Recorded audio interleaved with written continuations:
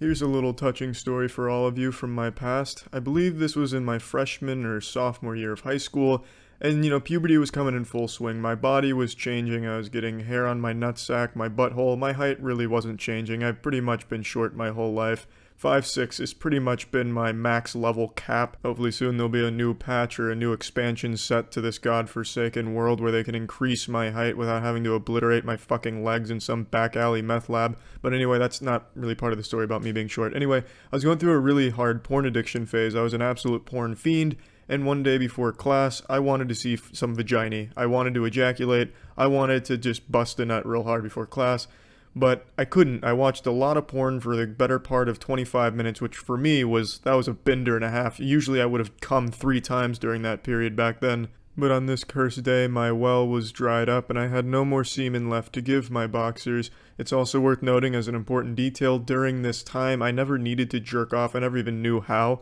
I'd always just ejaculate after getting an erection, and sometimes I'd try different techniques like slapping it around or something to see if that helped the sensations or anything, but I never really jerked off. That's the point here. I could ejaculate using just the power of my intellect and euphoric gamer senses. I was able to just propel cum when I was stimulated visually or mentally. Alright, so now take that little nugget of wisdom and put it in your back pocket and save it for trivia night. It's going to play a major role in the plot a little further down the line in this story. So I wanted to stay home and just ejaculate because I thought something was wrong with me. I thought my dick stopped working or God banned me from ejaculating. I just thought something was awry and I wanted to stay home, but my parents wouldn't let me because that day we had a school play to perform. It was Hamlet and I was playing the role of fucking P. Diddy. Who's the character with the P in his name? Palpatine? Jesus, it's definitely not fucking Palpatine. I'm not playing Chancellor Palpatine or anything like that. It's like Polonius. I was playing Polonius, and he gets stabbed, and I guess that's like crucial to the story maybe. So I couldn't miss it. My parents didn't want me to miss it. They'd already planned on going to see it, so I couldn't skip school that day to ejaculate. Plus, that's not exactly a strong reason. I was very forward with why I didn't want to go to school. I was telling my parents, "Look, I just want to come." No sane parents can be like, you know what, that's a good excuse, Harold, let's not send him to school today. So I get sent to school, I go through school per usual, and the play was supposed to take place right after school ended. So, yeah, I was able to push back the desire to ejaculate and all that for the entire school day, and up till the play, and I was rehearsing my lines or my actions.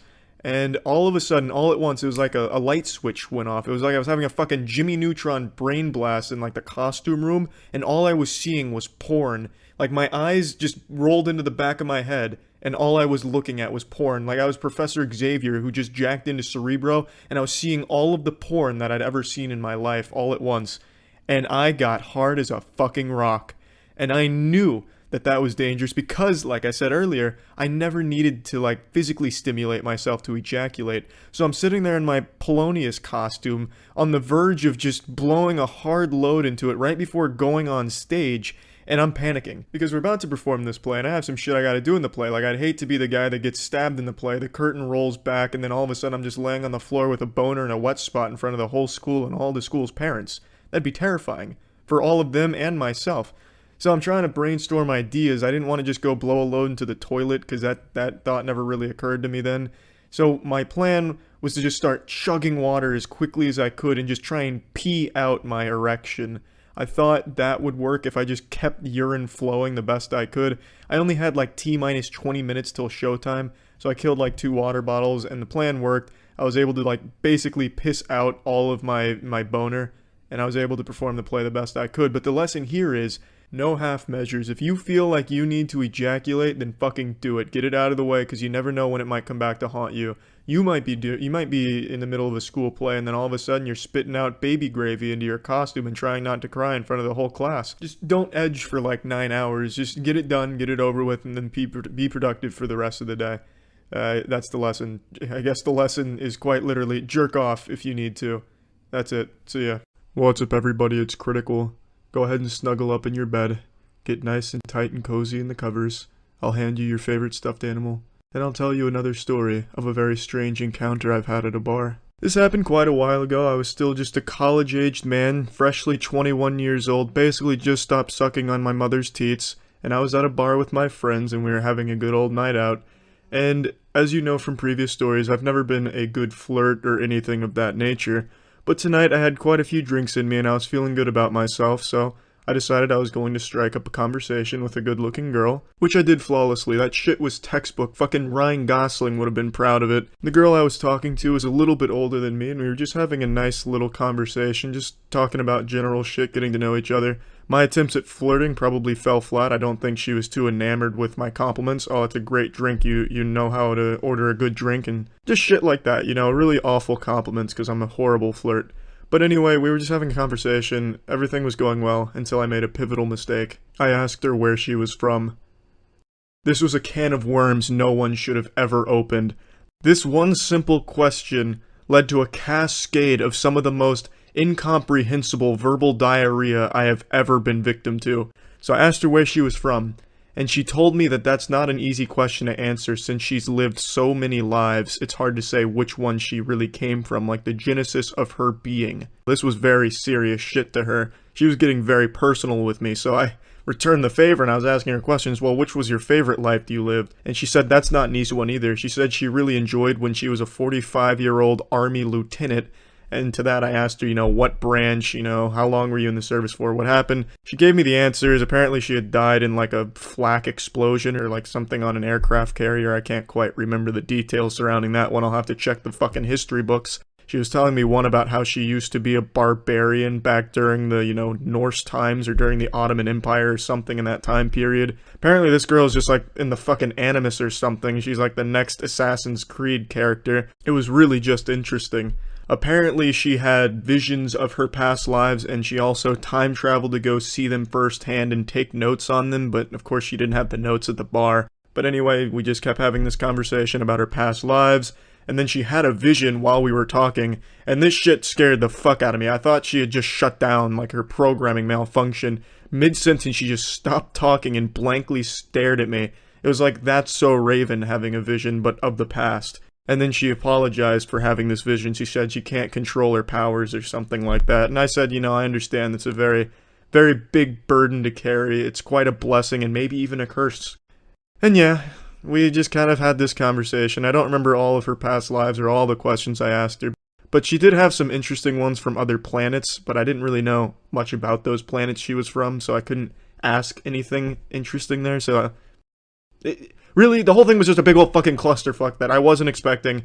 Then I excused myself to go get a drink, which I desperately needed after listening to James Cameron's next movie plot lines. And what's incredible about this is one of the friends I was with went up to the same girl because I told him that he would enjoy her company. So he went up to her and started talking to her. And then at the end of the night, I asked him how it went. And he said that almost immediately she mentioned that she lived other lives and he just peaced out. And I respected him for that because he got to be spared the very long, detailed story about some incredible shit. But he also missed out on some amazing war stories. But yeah, I thought that was a story that was worth sharing. So, that's it. See ya. So tell me again about how you almost ruined Christmas with that fat shit. A classic Christmas tale as old as time itself. Well, this one goes out to all you Christmas enthusiasts out there. Gather around your fireplace, put on your best bathrobe, and just cuddle on up as I tell you this timeless tale. A tale Dr. Seuss would be afraid to tell you, but I'm not. I go where Dr. Seuss never would. So, I'm not a religious man by any means. I've seen Rick and Morty. I've been wubba-lubba-dub-dub to enlightenment. Rick Sanchez has opened my third fucking eye, you know? But Tiana's family is moderately religious, so they go to church every Christmas Eve. And I was very hungry, so before then Tiana had brought me, I guess, whatever the fuck she found in the dumpster on her way home. It was just like 2 pieces of burnt charcoal and mulch that was slapped between stale bread and covered in motor oil. But I ate it. I was so hungry I'd eat the asshole off of a farmer. Not that farmers have notoriously filthy buttholes or anything, but it just serves to illustrate that I was extremely hungry at that given time period. So I ate the sandwich. Upon finishing that unholy abomination of what some people would call food, I suppose, I could immediately feel a fat shit cooking deep within my rectum that was going to send 2018 out with a bang. I only wish I had more time to evacuate my ass before going to church, but we were cutting it close. We were down to the wire in the fourth quarter, and I didn't have time. We needed to get to church because the service was at 4. It was like 3:35 when I finished eating whatever she pulled up from the soil on her way home. And I knew that this was probably going to be how I died. I thought it was going to be an absolute disaster. It felt as though God himself was exorcising my asshole. I was going to shit out all of my Christmas spirit. God himself would smell it, and he would frown upon what he had put on this earth. His creation disappointed him. My shit was going to be outrageous, biblical, and it was going to be in the house of the Lord, a holy place. But for just a moment, I let the devil into my colon, and it was rearing its ugly head. Lucifer was going to infiltrate that church, and his portal was my butthole. And so I was cooking up this hard stomach aching, big shit ready to rock and roll, and we got in the car. I was being a trooper like a champion. I hopped in the car, and Tiana's dad was fucking drifting around corners, which didn't help. I was just getting the juices flowing, fucking scooting in sideways to church right in the nick of time to make it to the service. And at that moment, that church wasn't a church. That was a fucking battlefield. That was a war zone right there, an active war zone. And I knew I was about to drop something the toilet would never forget. The church bathroom was the shores of Normandy, and my asshole was the ships carrying the soldiers, and it was about to be an all-out charge. And I knew I was probably going to ruin Christmas. I knew this wasn't going to be like a short shit. This was going to be like a overnight camping trip of shitting. I could feel it the whole way. I knew what I was dealing with. I'm a shit connoisseur. I've shit a lot in my life. And I knew what I had ready to rock and roll. And I didn't want to just disappear for the whole church service because it means a lot to Mr. and Mrs. Tiana parents. So I felt really bad, but there's nothing I can do about it. Anyway, I go in, and it's like a Christmas miracle out of a fairy tale. The second I sat down in the pews with the church manuscript or the schedule, whatever the fuck is going on, the basketball roster, whatever the fuck they talk about Christmas Eve for church, as soon as I started reading that, I didn't have to shit at all. The Lord pulled the shit from my colon for just that moment, and I made it through the entire service without taking a fat shit. And that's how Christmas of 2018 was spared in the Pennsylvania area. And how many songs did you sing at church, Charlie? 0 songs. I'm surprised the church wasn't singing to me. Hey, he did it. He didn't fucking poop himself over there. Yeehaw! Holy nights. Silent charting over there. What's up, everybody? It's Critical. It's recently come to my attention that not many people out there understand the importance of good dirty talk during foreplay.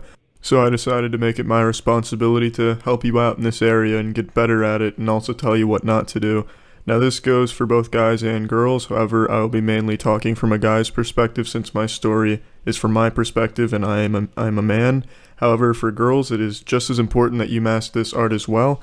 A guy can be just as turned off by bad dirty talk as a girl. For example, when I'm watching porn sometimes and an inexperienced dirty talker says something like, "Oh yeah, Hank, really get in there, let's see who has the penis here," or something along those lines, I'll get instantly flaccid, and with my cock in my hand I'll just think to myself, come on Grace, you're better than this, you can do better, stick to the script until you've learned this art. Now I would recommend that if you haven't mastered dirty talking yet, that you don't say anything at all during the foreplay, because it's better to say nothing at all than say something gross that'll turn the other person off. And to practice, just every night before you go to bed, say some really sexy things to yourself as you drift off into sleep. Give yourself some yeahs, give yourself some oh yeahs, shit like that. It's actually a joke I heard once that's actually incredibly true. Any variation of the word yes will always be hot. Yes, yeah, everything like that, except yep. Never say yep. No one wants to hear yep during sex. That's not okay. Now, I once wasn't sure the extent that bad dirty talk would affect sex, as if would it negate it, as in you wouldn't have it if you were bad at it, or it would just be a minor inconvenience. And I'd always read all this anecdotal evidence about, oh yeah, I said something stupid in the foreplay, didn't even have sex, and I always wondered, is that the case? So with my ex, I decided to put it to the test, because who better to test things than yourself? So I was going to get her to the point where she was really wanting to have sex, and then I was going to start spouting some really yucky stuff to see if we would still have sex or not. Not exactly the most scientific of experiments, pretty simple stuff, just 2 boxes to check. Did she want to have sex? Check. Did I say yucky stuff? Check. Did we have sex? Yes or no? and then I was going to see what the answer was. So I'm a big fan of cunnilingus, so I ate her out for 20 minutes. She sat on my face, and I was administering 100 cc's of vagina eating, and then she was at the point, she's like, oh, how badly do you want to fuck me? And then I said this one, I remember this one verbatim. I said, oh yeah, I really want to clog your cooter hole with my careful cucumber.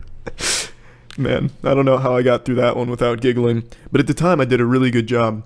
And she was clearly distraught over this comment, as most people would be, but she was still game for the coitus. And I knew I had to push it further. I knew I had to go further. At this point it was a challenge for me. I didn't even want to have sex. I wanted to say some really gross shit until she didn't want to have sex. So the next thing, this was completely unprovoked. She didn't even say anything here. I think she just didn't want to instigate anything. She didn't want me to say anything gross. So I went out of my way to make sure I did.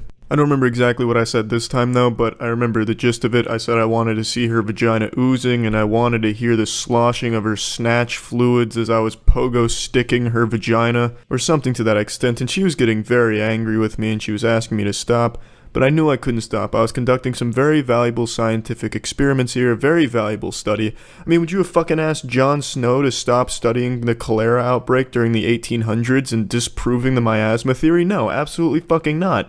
And just to clarify, I'm talking about Jon Snow, the world's first epidemiologist, not Jon Snow from the Game of Thrones show. So I knew I needed to push further. You're not going to stop me with my research now. So then I said, how about you grind your pussy on my asshole? I'd love that. And that was the straw that broke the camel's back. We did not have sex after that comment, and she was very upset. I also wasn't too thrilled after the fact because I do enjoy sexual intercourse, but this was for the greater good. We as humans needed to understand to what extent dirty talk during foreplay affects sex. Although I believe if we had utilized some common sense, we probably could have drawn the same conclusion that repeated gross remarks would probably not make the partner eager for coitus. But still, it's good to have that concrete evidence that I was able to provide. So now to bring this all back together, how can you avoid a situation like this if you're not too good at dirty talk? Just don't try until you think you're pretty confident in the area.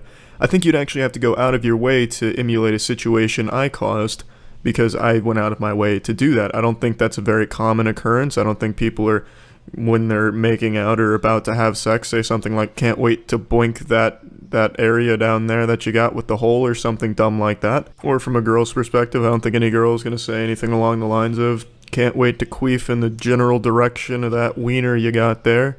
I keep getting off track, but what I'm trying to say, it's a very crucial element to a relationship or some type of situation where you're intimate or anything like that. It's a big part of it. No one really likes having sex when there's nothing being said. I don't think there's any complete silent sexers out there.